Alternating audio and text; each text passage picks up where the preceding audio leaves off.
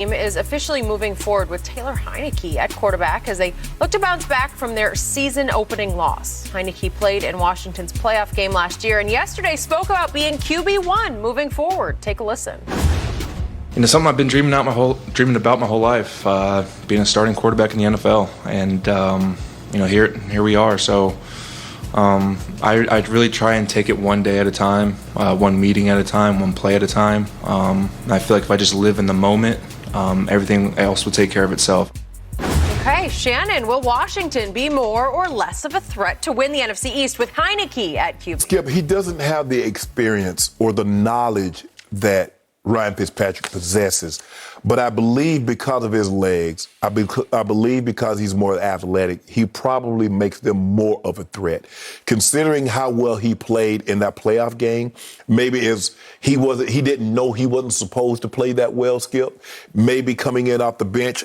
But now there's a different level of expectations from him. I think the thing is, Skip, no one expected what we got when they played the Bucs in the playoff.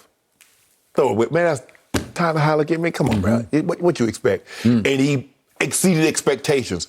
Coming in off the bench. Now you're expected to navigate this and get these guys on the right track and continue it. Yep. So I think the thing is there's more expected of him. But given the small sample size that I've seen, Skip, I think he'll be okay. I think he's going to. I think me personally, I think he's going to be more of a threat because I think he can get out of harm's way, and I think he'll do a better job of taking care of the football than Ryan Fitzpatrick. Now we only saw him for a quarter and a half before he ended up hurting his hip. But I like the small sample size that I've seen. I like what I see from Tyler Heineke. So. Am I hearing you're back on the Washington bandwagon? I can be on anybody's bandwagon I want. That is guess true. What? You're on a lot of bandwagons. No, what do I have? In the NFC East, what do I have? The field. Okay. TF. Right? Yes. Tackled for loss. That's what you're going to be. TFL. Tackled for loss. Okay, so I'm just trying to keep up because through the offseason, Shannon Sharp said, I love those Giants to win the East, right? I got off them real early, though. I got off them real early. Then it was Washington until you saw Sunday's debacle in which the Chargers and Justin Herbert converted 14 of 19 third downs. That's unheard of. They controlled the ball 78 plays to only 49 for the home team. And even though the score was not a wipeout score, it felt way worse than 20-16. Had Heineke got that ball back, it was going to be old curtains. Okay. So you told me on Monday that, hey, you said you were right about the Eagles because I told you the whole offseason the team to watch, the team for me to fear is the Eagles because of Jalen Hurts. And then suddenly you were driving that bandwagon on Monday, but then all of a sudden it's back to Taylor Heineke as the starter, and we actually got to see the young man speak. I'd never seen him speak before. I like the way composure. Did you? Nope. You like his composure? I'm not sure about the composure.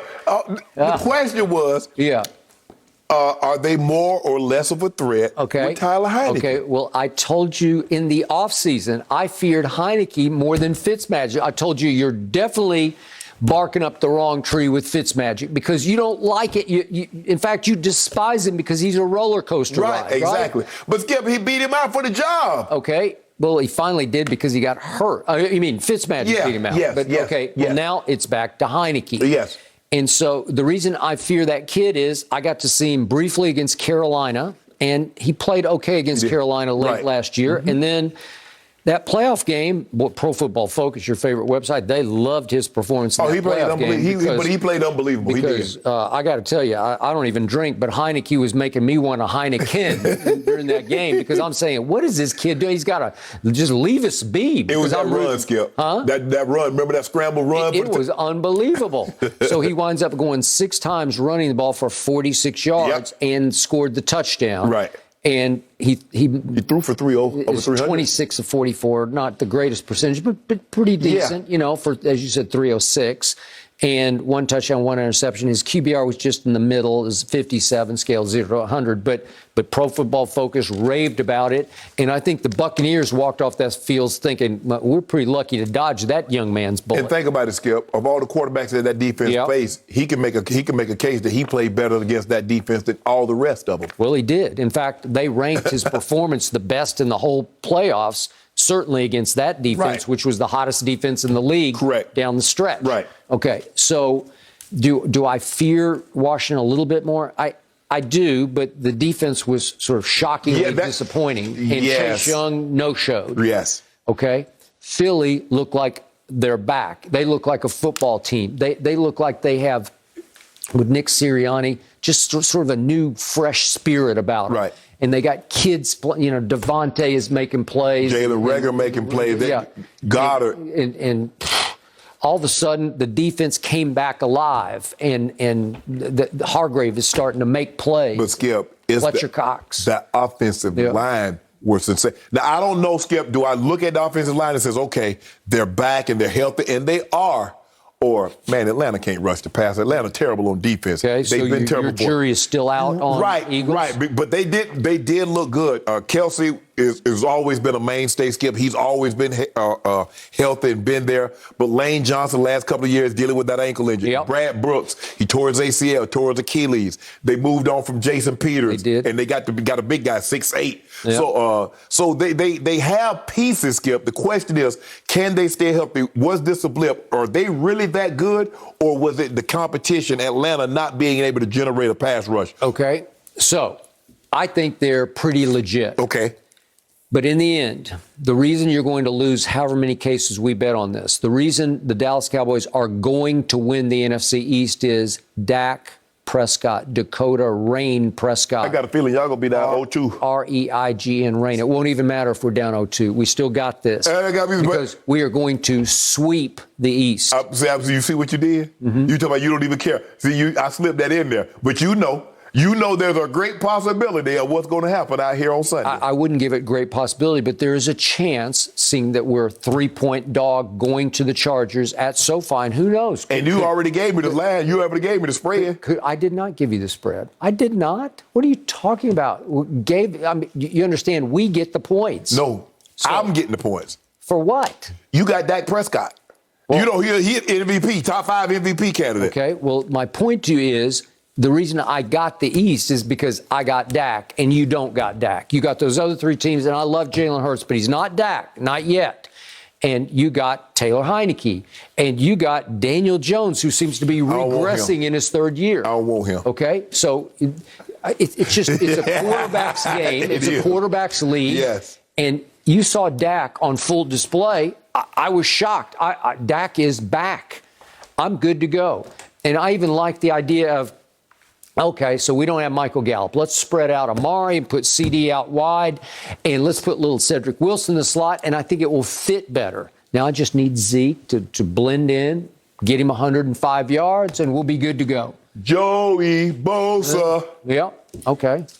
You know what? Terrence Steele might just shock you. They said he's bigger and stronger, and they loved how he played in those 14 starts. Okay, don't give him any help and watch how many sacks, how many times Joey Bosa put his helmet in Dak's back. I got the best blitz blocking back in the league, and he will be chipping away at Bosa's knees. Right? Okay, we're going to see. We're good. We're good to go. We got a real shot Sunday, and this least it's a done deal. Give me 3 points.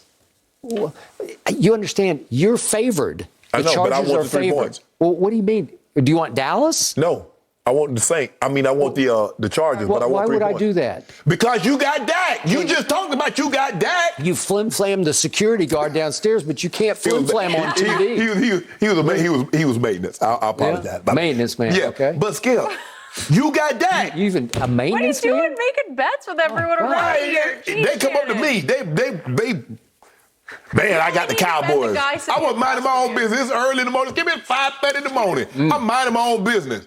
He yelling across, way across. He might be up on the 5th floor. Hey, you want to bet? What? No, you So don't. he bet $100, or you proposed $100? No, he bet. We've been betting all the time. Oh, how much are you down? He made you you. didn't say. I think you might be down. You remember how bad the Cowboys been the last 2 years. Okay. He got me the first year, but I had to be a rebirth. I'd like to know the score of those bets. I need to know what you do outside of this place, Shannon. How many people you're making bets with? Well, take advantage of it. Let me help you here. You could make a bet on Tom Brady, and I think that'll actually help you. Did he just reveal the secret to winning his 8th ring? Stick around. No mercy.